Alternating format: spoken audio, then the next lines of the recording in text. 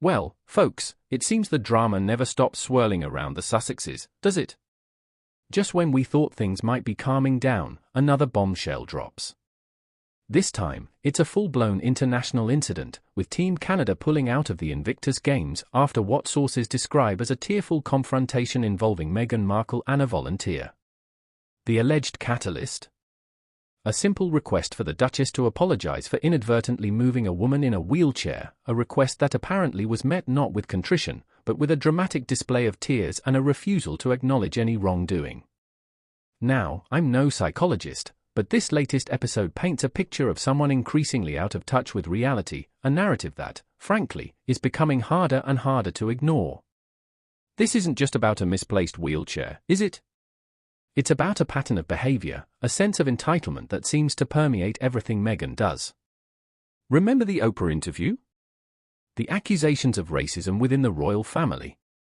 While those claims sparked a global conversation, they also left a trail of fractured relationships and lingering resentment. And let's not forget the constant stream of anonymous sources whispering stories to the press, painting Meghan as a victim while simultaneously throwing shade at anyone who dares to criticize her. It's a carefully crafted narrative, designed to elicit sympathy and deflect any scrutiny. But this Invictus Games incident, if the reports are accurate, throws a wrench into that narrative. It's not about the big, glamorous issues anymore. It's about a simple act of common courtesy, a chance to show humility and grace. And by all accounts, Meghan failed spectacularly. Instead of a simple "I'm so sorry, I didn't realize," we get tears, drama, and a refusal to apologize. It's a bad look, plain and simple. It suggests a level of self-absorption that's frankly shocking, especially given the context of the Invictus Games, an event designed to celebrate the resilience and courage of wounded veterans. Now, I know what some of you are thinking. Give her a break. She's under constant pressure.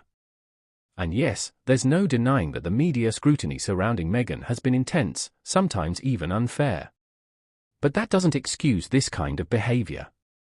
Being in the public eye comes with a certain responsibility, a need to conduct yourself with a degree of decorum. And frankly, Meghan consistently falls short. She seems to operate under the assumption that the rules don't apply to her, that her feelings and sensitivities are paramount, regardless of the impact on others.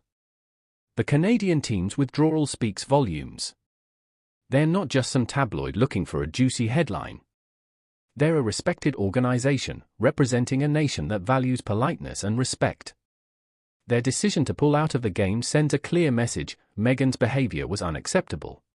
It's a slap in the face, not just to Meghan herself, but to the entire Invictus Games community, including the veterans who have sacrificed so much. And what about Prince Harry in all of this? Where is his voice? He's always been so protective of Meghan, so quick to defend her against any perceived slight. But this time, he's been conspicuously silent.